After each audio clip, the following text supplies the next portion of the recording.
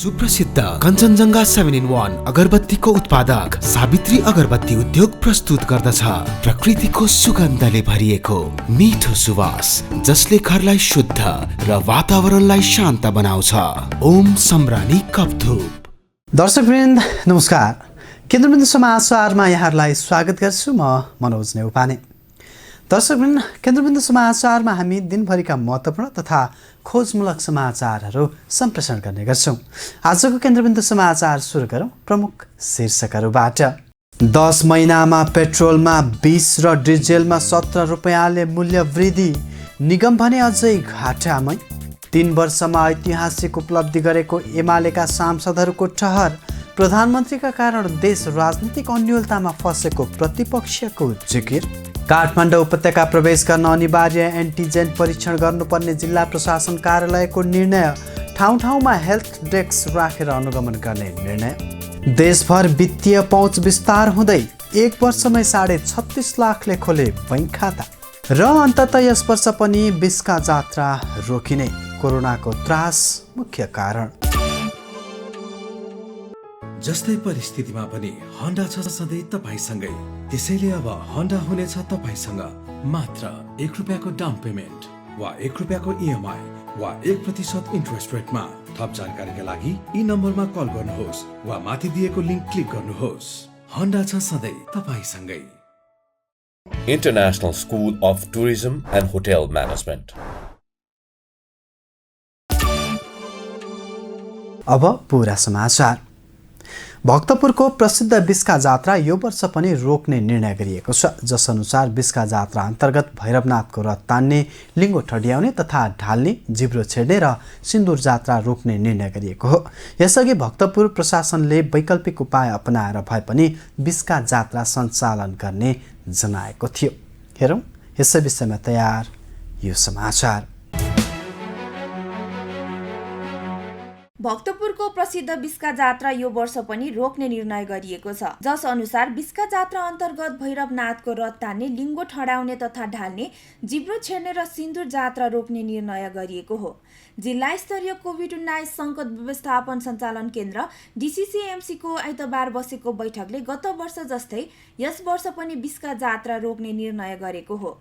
गत वर्ष पनि बिस्का जात्रामा सम्पूर्ण विधि विधानलाई रोकेर औपचारिकतामा मात्र सीमित गरिएको थियो, जसले गर्दा कोरोना भाइरसकै कारण भक्तपुरको बिस्का जात्रा लगातार 2 वर्ष रोकिने भएको हो। बैठकले बिस्का जात्रामा हजारौं भक्तजनको सहभागिता हुने र यसले कोभिड-19 को संक्रमण फैलन गई भयावहको अवस्था सिर्जना हुन सक्ने भन्दै बिस्का जात्रा रोक्ने निर्णय गरेको हो। भक्तपुरका प्रमुख जिल्ला अधिकारी प्रेम प्रसाद भट्टराईले भारतमा कोभिड-19 संक्रमण दर बढेकोले त्यसबाट नेपालमा पनि जोखिम बढ्ने भएकोले जात्रा रोक्न बाध्य भएको बताए। अहिले कोभिड-19 को दोस्रो लहर अन्तर्गत कोरोना भाइरसको नयाँ शक्तिशाली प्रजाति आएकोले त्यसबाट जोगिन जात्रा रोक्ने निर्णयमा पुगेको उनको भनाइ छ। DCCMC को निर्णय अनुसार बिस्का जात्रा अन्तर्गत हुने खट जात्रा समेत गर्न पाइने छैन, जस अनुसार यस वर्ष पनि गत वर्ष जस्तै बिस्का जात्रा औपचारिकतामा मात्र सीमित गरिने भट्टराईले जानकारी दिए। भक्तपुरमा यस वर्ष यही चैत 28 गतेदेखि बिस्का जात्रा सुरु हुँदै थियो। त्यसको लागि भक्तपुर नगरपालिका 5 टौमडीमा भैरवनाथ तथा भद्रकालीको रथ निर्माण अन्तिम चरणमा पुगिसकेको छ। यी 2 रथमा छाना मात्रै राख्न बाँकी छन्। यसअघि भक्तपुर प्रशासनले वैकल्पिक उपाय अपनाएर भए पनि बिस्का जात्रा सञ्चालन गर्ने जनाएको थियो। पछिल्लो समय वित्तीय पहुँचको अवस्था अत्याधिक बढ्दै जान थालेको छ। गत 1 वर्षको अवधिमै 36,60,180 जनाले निक्षेप तथा कर्जा खाता खोलेका छन्। राष्ट्र बैंकका अनुसार बैंक तथा वित्तीय संस्थाले आम नागरिकमा वित्तीय पहुँच विस्तार पुर्याउन घर दैलो कार्यक्रमदेखि विभिन्न आकर्षक योजना समेत ल्याएका छन्। सोही कारण पनि बैंकमा खाता खोल्नेको संख्या बढ्दै जान थालेको हो। हेरौँ एक रिपोर्ट। पछिल्लो समय वित्तीय पहुँचको अवस्था अत्याधिक बढ्दै गएको राष्ट्र बैंकको तथ्याङ्कले देखाएको छ। वित्तीय साक्षरता बढ्दै गएको, गाउँ-गाउँसम्म बैंक पुगेको र सरकारी कारोबारमा अनिवार्य रूपमा बैंकिङ प्रणालीको अवधारणा कार्यान्वयनमा आएसँगै हाल सर्वसाधारण बीच वित्तीय पहुँच विस्तार हुँदै गएको हो। चालु आर्थिक वर्ष 2077-78 को बितेको 8 महिनामा आम नागरिकले कुल 3,62,74,000 वटा निक्षेप तथा कर्जा खाता खोलेका छन्। गत एक वर्षको अवधिमै 36,60,180 जनाले यस्ता खाताहरू खोलेका हुन्। चालु आर्थिक वर्षको साउनदेखि फागुन मसान्तसम्म 3,46,71,949 जनाले बैंकमा खाता खोलेका छन्। यसै गरी 16,02,000 जनाले कर्जा खाता खोलेको राष्ट्र बैंकले जनाएको छ। गत आर्थिक वर्षको फागुनसम्म 2,96,13,727 वटा निक्षेप तथा कर्जा खाता खोलिएको थियो। सो खातामध्ये 3,11,12,000ले निक्षेप खाता खोलेका थिए भने 14,98,467 जनाले कर्जा खाता खोलेका थिए। राष्ट्र बैंकका अनुसार बैंक तथा वित्तीय संस्थाहरूले आम नागरिकमा वित्तीय पहुँच विस्तार पुर्याउन घर दैलो कार्यक्रमदेखि विभिन्न आकर्षक योजना समेत ल्याएका छन्। सोही कारण पनि बैंकमा खाता खोल्नेको सङ्ख्या बढ्दै जान थालेको हो।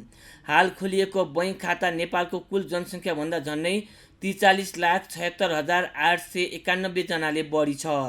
केन्द्रीय तथ्याङ्क विभागका अनुसार नेपालको कुल जनसङ्ख्या 3,02,95,058 जना रहेको छ। काठमाडौँ उपत्यका प्रवेश गर्न अनिवार्य एन्टिजेन परीक्षण गर्नुपर्ने भएको छ। काठमाडौँ जिल्ला कोभिड-19 सङ्कट व्यवस्थापन समितिको सोमबार बसेको बैठकले सम्बन्धित नगरपालिका मार्फत काठमाडौँ प्रवेश गर्ने नाकामा स्वास्थ्य जाँच गरी एन्टिजेन परीक्षण गर्ने व्यवस्था गर्ने निर्णय गरेको हो।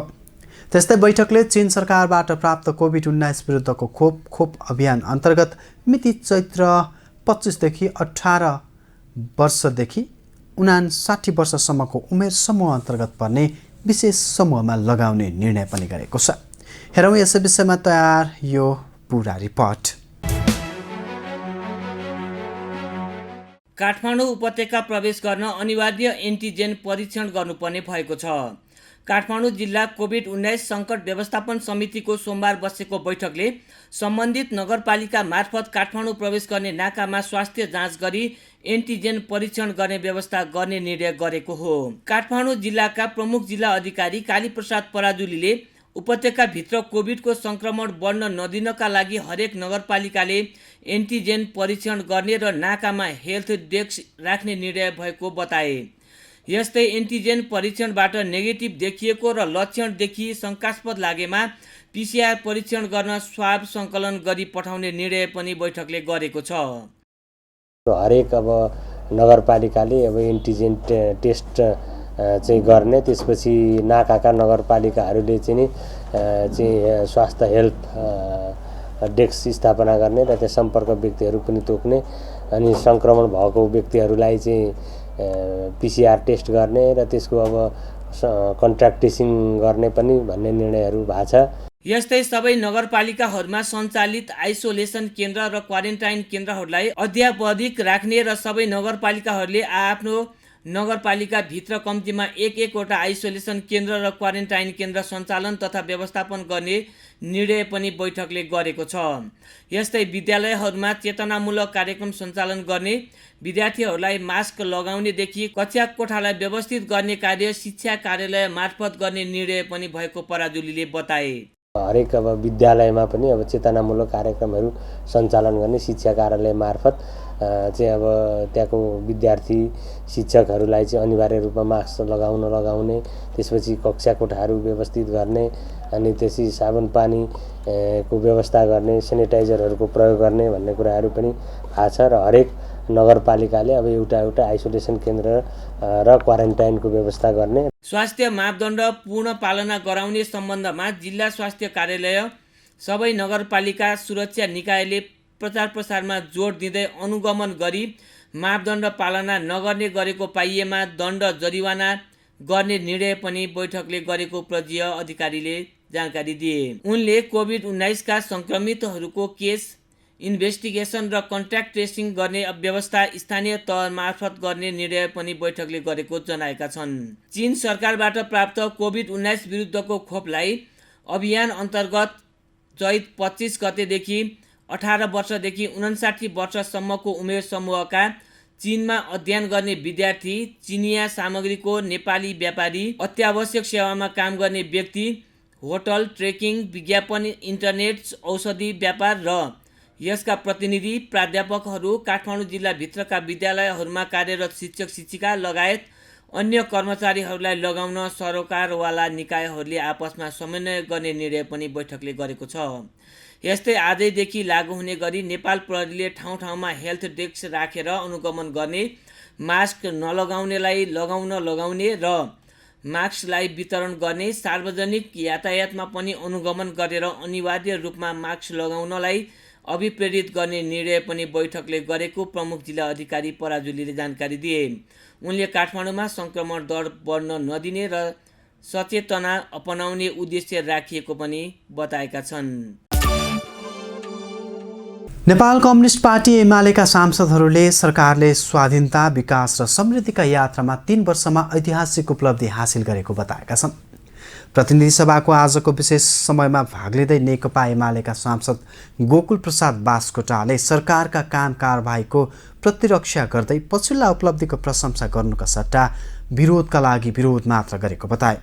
त्यसैगरी नेपाली काङ्ग्रेसका सांसद देवेन्द्र राज कँडेलले प्रधानमन्त्रीले कुनै पनि हालतमा सत्ता नछोड्ने र उनको कुर्सी मोहका कारण मुलुक लामो समयदेखि राजनीतिक अन्योलतामा फँसेको आरोप लगाएका छन्। हेरौँ एक रिपोर्ट। नेपाल कम्युनिस्ट पार्टी एमालेका सांसदहरूले सरकारले स्वाधीनता, विकास र समृद्धिका यात्रामा 3 वर्षमा ऐतिहासिक उपलब्धि हासिल गरेको बताएका छन्। प्रतिनिधि सभाको आजको विशेष समयमा भाग लिँदै नेकपा एमालेका सांसद गोकुल प्रसाद बास्कोटाले सरकारका काम कारबाहीको प्रतिरक्षा गर्दै पछिल्ला उपलब्धिको प्रशंसा गर्नुको सट्टा विरोधका लागि विरोध मात्र गरेको बताए। सत्य बिनाको राजनीति सही गन्तव्यमा पुग्न नसक्ने बताउँदै उनले मुलुकलाई विकासको मार्गतर्फ उन्मुख नगराउने हो भने राजनीतिक दल हुनुको कुनै अर्थ नरहने जिकिर गरे। त्यस्तै नेपाली काङ्ग्रेसका सांसद देवेन्द्र राज कँडेलले प्रधानमन्त्रीले कुनै पनि हालतमा सत्ता नछोड्ने र उनको कुर्सी मोहका कारण मुलुक लामो समयदेखि राजनीतिक अन्योलतामा फँसेको आरोप लगाए। नेपाल कम्युनिस्ट पार्टी माओवादी केन्द्रका सांसद शशि श्रेष्ठले नागरिकता राज्य र व्यक्तिको सम्बन्ध कायम गर्ने महत्त्वपूर्ण दस्तावेज भएकाले पहिचान स्थापित गर्ने यस्तो महत्त्वपूर्ण दस्तावेज सम्बन्धी विधेयक समितिबाट लामो समयदेखि नै अघि बढेको भए सदनमा यसबारे किन छलफल हुन सकेन भनी प्रश्न गरे। त्यसैगरी जनता समाजवादी पार्टीका नेता एकवाल मियाले पथलैया वीरगञ्ज कोरिडोरमा समयमा सडक निर्माण नहुँदा धुलोरे वरपरको बस्तीमा समस्या परेकाले छिटो निर्माण सम्पन्न गर्ने वातावरण बनाउन सरकारको ध्यानाकर्षण गराए। नेपाल मजदुर किसान पार्टीका प्रेम सुवालले विश्व सम्पदा सूचीमा रहेको चाङ्गुनारायण मन्दिर पानीको मुहान र बस्तीको विस्तारले अप्ठ्यारोमा परेकाले सरकारले त्यसलाई जोगाउन समयमै लाग्नुपर्नेमा जोड दिए। नेकपा एमालेका दिलबहादुर छेत्रीले सरकारले 165 निर्वाचन क्षेत्रमा रणनीतिक सडक शिलान्यास गरेकोमा धन्यवाद दिँदै मुलुकलाई फलाममा आत्मनिर्भर तुल्याउन नवलपुरको फलाम खानी सञ्चालनका लागि विभिन्न काम भइरहेको बताए। नेपाली काङ्ग्रेसकी सांसद डिला सङ्ग्रौलाले सरकार लोकतन्त्रलाई प्रहार गर्दै सर्वसत्तावादी बाटोतर्फ अघि बढेको आरोप लगाइन्। जसपाका प्रमोद यादवले सबै सरकारी संयन्त्रको सदुपयोग गर्ने ढङ्गबाट भएका सरकारी अस्पताललाई सुव्यवस्थित गर्न सुझाव दिए। समाचारमा अब आजको टप 1 न्युजको पालो। सरकारले आज अर्थात् सोमबारबाट लागू हुने गरी पेट्रोलियम पदार्थको मूल्य वृद्धि गरेको छ। सरकारी स्वामित्वको नेपाल आयल निगमले असारदेखि चैतसम्ममा अर्थात् 10 महिनाको अवधिमा 13 पटक पेट्रोलियम पदार्थको मूल्य वृद्धि गरिसकेको छ। मूल्य वृद्धिपछि सोमबार जनस्तरबाट यसको चर्को विरोध भएको छ। तर आयल निगमले भने निगम घाटामा गएको भन्दै निरन्तर मूल्य वृद्धि गरिरहेको छ। हेरौँ यसै विषयमा तयार पारिएको यो विशेष रिपोर्ट। नेपालमा पेट्रोलियम पदार्थको मूल्य पछिल्लो समय निरन्तर रूपमा अस्वाभाविक ढङ्गले बढिरहेको छ। सरकारी स्वामित्वको नेपाल आयल निगमले असारदेखि चैतसम्म अर्थात् 10 महिनाको अवधिमा पेट्रोल प्रति लिटर 20 रुपियाँ, डिजेल तथा मट्टीतेल प्रति लिटर 17 रुपियाँ, हवाई इन्धनको मूल्य आन्तरिकतर्फ 7 रुपियाँ र खाना पकाउने एलपी ग्यासको मूल्य 25 रुपियाँका दरले मूल्य वृद्धि गरेको छ। यस्तै हवाई इन्धन अन्तर्राष्ट्रियतर्फ प्रति किलोमिटर 25 अमेरिकी डलरले बढाएको छ। गत असारसम्म पेट्रोलियम प्रति लिटर 100 रुपियाँ रहेको थियो। 2077 असार 26 गते मूल्य वृद्धि भएर 102 रुपियाँ पुगेको पेट्रोलको मूल्य चैत 23 गते आइपुग्दा 120 रुपियाँ पुग्यो। यसै गरी डिजेल र मट्टीतेलको मूल्य असारमा 86 रुपियाँ रहेकोमा मूल्यवृद्धि भएर 88 रुपियाँ पुर्याइयो। यो 10 महिनाको अवधिमा डिजेल र मट्टीतेलको मात्रै मूल्य 17 रुपियाँले बढेर 103 रुपियाँ पुगेको छ। यसरी असार महिनादेखि अहिलेसम्म पेट्रोलियम पदार्थको मूल्य 13 पटक घटबढ भएको छ। यो 10 महिनाको अवधिमा खाना पकाउने एलपी ग्यासको मूल्य 1375 रुपियाँबाट 25 रुपियाँले बढेर 1400 रुपियाँ पुगेको छ। यस्तै हवाई इन्धनको मूल्य आन्तरिकतर्फ 65 रुपियाँबाट 7 रुपियाँले बढेर 72 रुपियाँ र हवाई इन्धन अन्तर्राष्ट्रियतर्फ प्रति किलोलिटर 868बाट 25ले बढेर 893 अमेरिकी डलर पुगेको छ। आयल निगमलाई स्वचालित मूल्य पद्धतिले 2% सम्म उपभोक्ता मूल्य समायोजन गर्न पाउने अनुमति दिएको छ। त्यही अनुमतिमा रहेर निगमले एक पटकमा 2 रुपियाँ प्रति लिटर मूल्य बढाउने तथा घटाउने काम गर्दै आएको छ। तर यदि 2% भन्दा बढी बढाउनु वा घटाउनु परेमा निगमले सञ्चालक समिति मार्फत नै निर्णय गर्नुपर्ने कानुनी व्यवस्था छ। 1 वर्ष अघि कोभिड महामारीले पेट्रोलियम पदार्थ खपतमा कमी आयो भने यसको अन्तर्राष्ट्रिय बजारमा पनि मूल्य ओह्रालो लाग्यो। उक्त समय अन्तर्राष्ट्रिय बजारमा मूल्य घटेको 1 महिनापछि मात्र निगमले प्रति लिटर 10 रुपियाँ घटाएको थियो। तर अन्तर्राष्ट्रिय बजारमा तेलको मूल्य बढ्न थालेको भन्दै असार 26 गतेबाट निगमले पनि मूल्य वृद्धि गर्यो। त्यसयता निगमले निरन्तर 13 पटक मूल्य वृद्धि गरिसकेको छ। यो अवधिमा साउन र भदौ महिनामा 2 पटक, माघ महिनामा 2, यस्तै फागुन र चैत महिनामा पनि 2 पटक नै मूल्य वृद्धि गर्यो। विशेष गरेर भारतीय आयल कर्पोरेसनबाट मूल्य वृद्धि भएर आएको 15 दिनपछि नेपालमा मूल्य वृद्धि हुने गरेको छ। सोही अनुरूप यसपटक पनि निगमले घाटापूर्ति गर्न भन्दै पेट्रोलियम पदार्थमा प्रति लिटर 2 रुपियाँ मूल्य वृद्धि गरेको निगमका प्रवक्ता विनित मणि उपाध्यायले बताए। उपाध्यायका अनुसार मूल्य वृद्धि गर्दा पनि निगमलाई पेट्रोलमा प्रति लिटर 7 रुपियाँ 39 पैसा, डिजेलमा प्रति लिटर 1 रुपियाँ 94 रुपियाँ, एलपी ग्यासमा प्रति सिलिन्डर 418 रुपियाँ 47 पैसा घाटा रहेको छ। यसरी बारम्बार मूल्य वृद्धि गर्दा पनि निगम भने अझै घाटामै हुँदा उपभोक्ता भने मारमा परेका छन्। कर्मचारीलाई करोडौँको बोनस बाँड्न हतारिने निगम घाटा हुँदा तेलको मूल्य बढाएर जनतामा आर्थिक भार थप्न उद्धत देखिन्छ। पेट्रोलियम पदार्थको मूल्य वृद्धिले सर्वसाधारणको भान्सासम्म असर पुग्ने कुरामा निगम बेखबर जस्तै बन्ने प्रविधि नयाँ होइन। डिजेल पेट्रोलको मूल्य वृद्धिले यातायातको भाडा बढ्ने र त्यसको ढुवानी खर्चमा वृद्धि गराई बजारमा वस्तु तथा सेवाको मूल्य वृद्धि हुने गरेको छ। यसरी जनतामा समस्या नदेखे झैँ गरी निरन्तर मूल्य वृद्धि गर्ने सरकारको सुखी नेपाली संयुक्त नेपालको नारा भने खोक्रो जस्तै सुन्न थालिएको छ। केन्द्रबिन्दुका लागि अनिस मिजारको रिपोर्ट। हस्त दर्शकवृन्द, आजका लागि केन्द्रबिन्दु समाचार सकिएको छ। भोलि पुनः यसै समयमा हामी उपस्थित हुने नै छौँ। तबसम्मका लागि बिदा दिनुहोस्। केन्द्रबिन्दु न्युज हेर्दै गर्नुहोला। नमस्कार। कलङ्कीमा अवस्थित नेपालकै पहिलो ठुलो र अत्याधुनिक होलसेल बजार एनबिटिसी सञ्चालनमा कम्प्लेक्समा सम्पूर्ण फेन्सी तथा कस्मेटिक सामानहरू होलसेल मूल्यमा उपलब्ध छन्।